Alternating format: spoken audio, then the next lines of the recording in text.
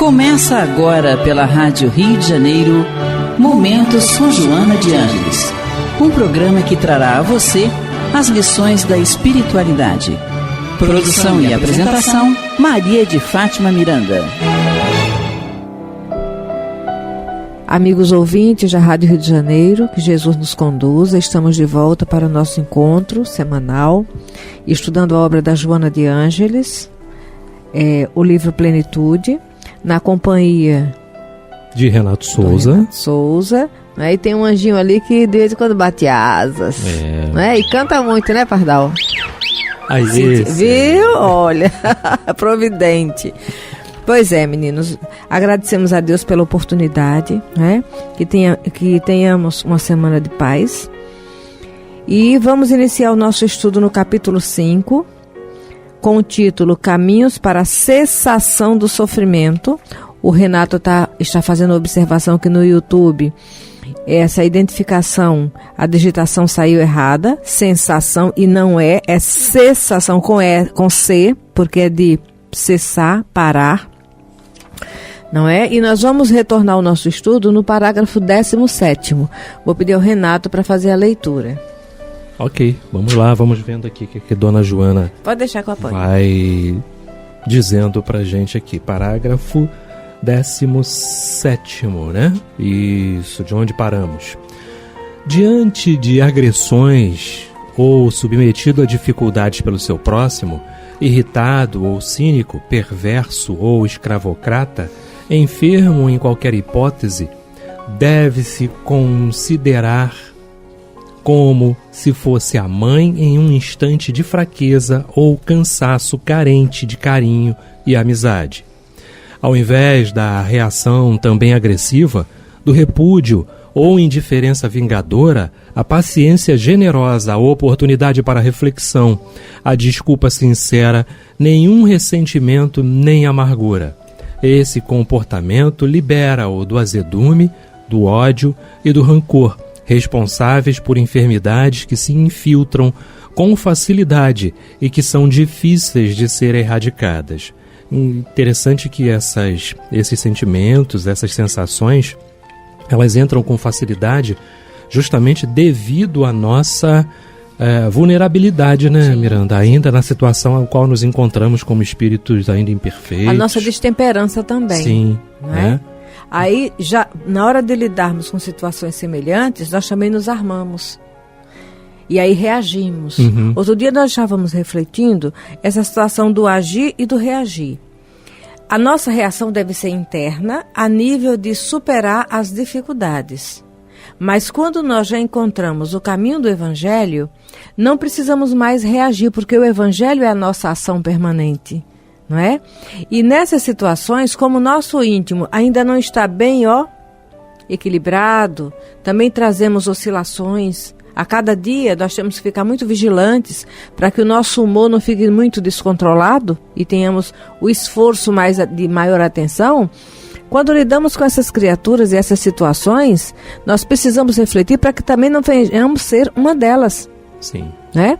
É algo que com o tempo a gente começa a refletir. O objetivo de Jesus vir até nós, deixar um roteiro de libertação, não é para expor o outro.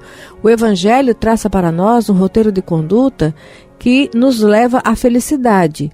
E nesse roteiro de conduta nós vamos começando a avaliar aquilo que é o ideal e o que ainda é real em nós. Dentro da nossa realidade do outro, não é para nem nos expormos nem expor o outro, mas para nos trabalharmos. E lidando com esse tipo de situações que não são agradáveis, porque ferem ainda o nosso personalismo, nós precisamos pedir a Jesus para que não venhamos repetir esse comportamento e possamos aproveitar essa circunstância para identificar o que já está ao nosso alcance e corrigir em nós. Perfeito, sim. É um alto trabalho de equilíbrio, Isso, né? Isso. Com certeza. Então continua Joana de Ângeles dizendo assim: num prolongamento da afetividade, a consideração pela Mãe Natureza ressalta como de importância fundamental para o equilíbrio ecológico, por consequência de todos quantos contribuem para a sua harmonia. Ver, portanto, em todos os seres vivos a projeção materna positiva, agradável, proporciona forças para a preservação ou restauração da saúde, para a libertação dos sofrimentos e do bem-estar, que são condições essenciais para a felicidade. Tudo em torno da libertação, Sim. não é? Sim. Mas partindo desse amor, né? Que é o amor de mãe, que é o amor que a gente pode ver, o amor do pai, que é o amor de mãe. Sim. Em tudo, né? Em toda a sua criação, porque tudo que ele faz para todos nós é por amor.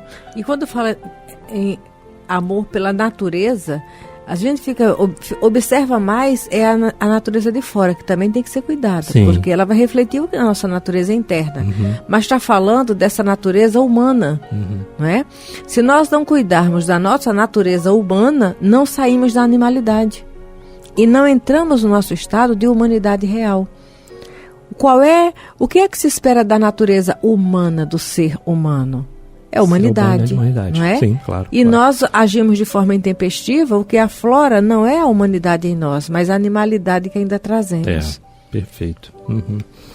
E ela continua dizendo, de imediato, após a reflexão vivência desse postulado, descobrir a bondade que dorme em todos os seres e necessita ser despertada, estimulada, a fim de que frondeje em florescendo e produzindo frutos bons. Além e acima das nuvens sombrias há espaços transparentes e finitos, que os limites das borrascas não alcançam. No interior do diamante bruto, escuro e informe, fulgura uma estrela que aguarda ser arrancada a golpes de cinzel e lâminas lapidadoras. Nossa, eu lembrei do Emmanuel quando fala pra gente, numa passagem importante, que ele diz assim, apesar das trevas da noite, né, o céu continua fulgurando em paz, pleno equilíbrio, né? A ordem as estrelinhas lá, né? A vida flui, nada está parado, mas em harmonia. Que é o que a gente deveria trazer para cá, trazer o céu para cá. Sim. E a prece é essa conexão. O hábito, fazer do hábito de comungar com Deus nosso alimento primeiro, não é? Uhum. E o que nos move no dia a dia. Porque durante muito tempo nós ficamos condicionados a um formulário de petitórios e confundimos orar com pedir simplesmente.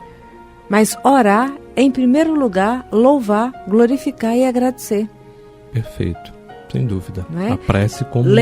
Lembramos de Allan Kardec, quando enfrentou situações desafiadoras dentro da comunidade que ele fazia parte, na sociedade francesa, europeia, não é? E na própria Sociedade Espírita de Paris, lidando com companheiros que estavam em torno do mesmo objetivo, ele vai falar para nós, em Obras Póstumas, e que tinha momentos que ele elevava o pensamento acima da humanidade. O que é elevar o pensamento acima da humanidade? Orar, porque acima da humanidade está Deus e aqueles que comungam com Ele. Sim, sem dúvida. E não tem como dar errado. Não existe essa possibilidade. Né? Ela continua dizendo, não há ninguém que não possua bondade interior. Há, nos refolhos da alma, a presença de Deus como luz coagulada, aguardando os estímulos de fora a fim de brilhar com alta potência. Pessoas agressivas que se comprazem em atormentar, produzindo sofrimentos, são portadoras de muitas dores íntimas que buscam disfarçar sob a máscara da violência, da falsa superioridade e da alucinação. Mesmo os animais selvagens, sob domesticação, tornam-se amigos e, recebendo vibração do amor, alteram a constituição do instinto agressivo, mudando de comportamento, o que atesta a presença do psiquismo divino em germe, em tudo e em todos. Todos nós somos capazes de nos socializar, digamos assim, não é? Isso. De alcançarmos essa domesticação, né? E é interessante que estamos justamente internados, né? Presos, entre aspas, por causa disso. Porque vamos considerar a reencarnação como se fosse uma prisão, mas uma boa prisão. Uma prisão renovadora, regeneradora, Pardal. Ele está fazendo uma carinha ali, olha. Uma prisão regeneradora. Que é para melhorar. Então, prisão nesse sentido. Porque é a mesma coisa, vamos parar e pensar assim. Lá no capítulo 3 do Evangelho segundo o Espiritismo, nós encontramos as passagens a respeito disso. O doente só vai receber alta quando ele ficar curado. Então, enquanto a gente não tiver curado das nossas mazelas, das nossas dificuldades, permaneceremos internados. Então, vamos trocar a palavra prisão por internato. É a mesma coisa? Vai depender do índice da nossa rebeldia. Porque, olha, aqueles de nós que já estamos mais receptivos, é uma escola. Aqueles de nós que estamos receptivos, mas com chagas dilaceradas ainda, é uma escola hospital. Sim. Mas diante da nossa rebeldia e da nossa periculosidade, é uma escola presídio. Sim, sem dúvida. Você falou tudo, periculosidade. É para nós mesmos, Isso não aí. É para os outros, não. Sim, é para nós mesmos. E olha, quando ela fala no início, aqueles que são violentos e se comprazem nessas atitudes grotescas de violência, por quê? Porque todos nós ainda somos violentos. Todos nós ainda trazemos índices diferenciados de violência. Nós estamos contendo a nossa violência pelo esforço educativo. Sim. Conhece-se o verdadeiro espírita pela sua transformação moral e pelo esforço que faz em domar suas inclinações más, as nossas inclinações más, enraizadas nas paixões inferiores, no egoísmo, no orgulho, diante de situações que podem aflorar a qualquer momento, pode nos evidenciar o lado violento, mas nem todos somos aqueles violentos que nos comprazemos na violência, é diferente. Perfeito. Porque tem aqueles que se comprazem em subjugar, em dominar, em ferir, massacrar e passam por cima como um rolo compressor. Que eu imagino já não é o caso da maioria. A maioria, não é, que está no planeta Terra hoje pode não estar mais se comprazendo. Sim. Porque isso é um estado de psicopatia muito grande.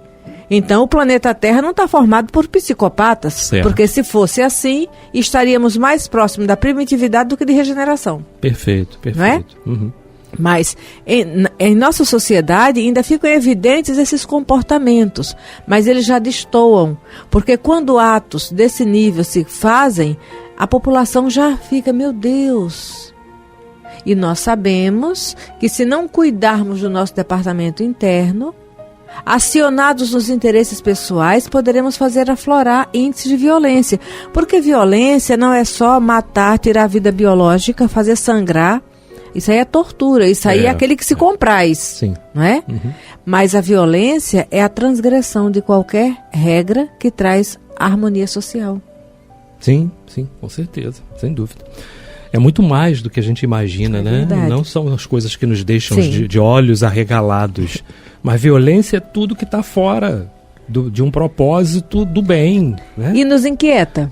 Né? Porque, olha, ao nosso nível, em alguns momentos em que não conseguimos meditar, olhar, vigiar e orar antes de tomarmos decisões, depois nós lamentamos. Ai, meu Deus, um pouquinho mais. Bastava só eu ficar calado em 1 minuto e a coisa passava. Acontece, sabe? Aí tem... Fulana, você está chateada? Não, eu não tô chateada. Eu nunca me chateio com o outro. Eu me chateio comigo naquilo que eu não fui mais atencioso comigo mesmo. Certo. Porque quando nós saímos desse raio de atenção, nós ficamos inquietos conosco.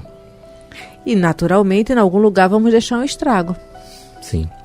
E ela continua dizendo: trata-se de uma conquista de sabedoria, poder penetrar na bondade latente dos seres, buscando sintonizar com esse estado de vida, ao invés de vincular-se apenas às manifestações exteriores, às suas reações defensivas agressivas, que são portadoras de vibrações morbíficas, portanto desencadeadoras de muitos males que respondem pelos sofrimentos.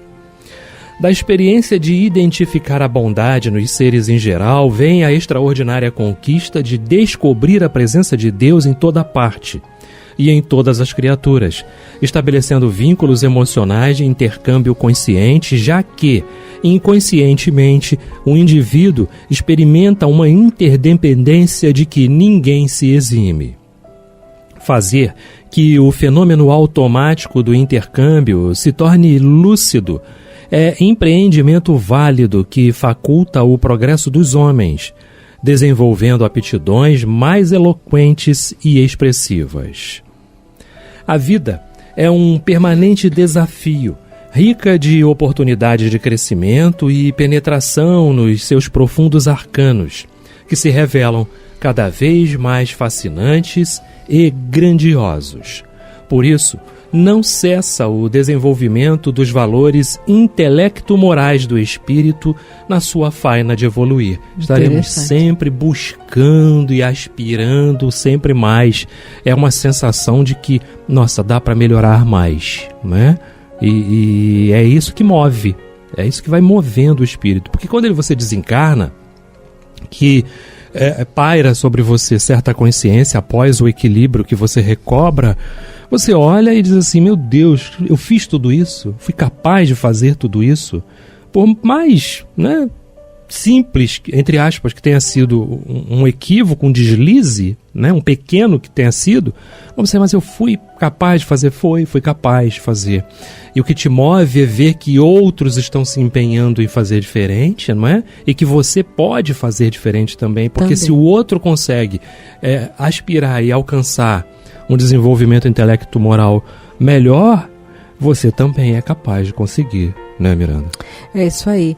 E quando ela pontua dessa necessidade de fazer essa viagem interior e perceber Deus, e que vai nos auxiliar a compreender essa mesma divindade no outro, né? Vai nos auxiliar. Enquanto você falava, nós vamos desencarnar e vamos nos dar conta daquilo que foi que é a nossa bagagem. É como se você estivesse juntando coisa e enfiando na mala. Sim. E chega a hora da viagem, você vai... Quando chega do outro lado, você vai avaliar o que leva na bagagem. Certo. Mas, meu Deus, se eu tivesse pensado direitinho, isso aqui nem tem mais utilidade, isso aqui, olha, agravou tal situação, isso aqui derramou e sujou, e sujou coisas que eram essenciais. Perfeito. Entendeu? Uhum. E aí, minha Nossa Senhora, mas tinha um detalhe, eu estava lembrando do Nelson Tavares, num dos últimos programas que gravamos juntos, e ele fazendo as colocações, né? Ele fez uma colocação que eu lembro, Miranda, o detalhe é o seguinte, às vezes eu converso, não é? Quando alguém coloca certos impedimentos ou dificulta determinadas situações, aí eu esclareço, olha, não tem problema, mas você tenha consciência de que nas suas escolhas, quando você parar para refletir desencarnado, você vai refletir e responder pelo que você fez e pelas consequências do que você deixou de fazer ou fez. E você estava falando, eu estava lembrando assim, isso não é para ninguém ficar aterrorizado, mas é para ficarmos mais atentos, sabe? Mais espertos. Quando nós escolhemos, as nossas escolhas definem a nossa bagagem, é o uso do livre-arbítrio. Mas cada escolha nossa vai repercutir, vai refletir, vai fazer uma ressonância. E aí vai atingir pessoas, situações, dependendo das escolhas, elas vão afetar exclusivamente a nós, não é? Mas nesse afetar exclusivamente a nós, desencarnados, nós vamos ver como poderíamos ter conquistado mais cada um em si mesmo se a escolha tivesse sido outra. Uhum. Porém, lamentável é quando identificamos que as nossas escolhas dificultaram as escolhas de outras pessoas. Sim. Não é? Sim. Comprometeram situações de boa vontade de outras pessoas. Aí está tudo na bagagem do universo, não tem problema. A intenção divina não é nos traumatizar, mas deixar que a lição seja retirada de cada experiência. É nisso que quando nós vamos preparar para reencarnar, somos aqueles campeões da promessa. E chegamos aqui, sabe? Vestidinho no uniforme físico, bonitinho assim que nem o do Pardal, né, Pardal? Com essas pluminhas macias, né, Pardal? Sai fazendo voo rasante e esquece das promessas que fez a si mesmo. Aí, tá desse vendo? Jeito, desse Pardalzinho cantando.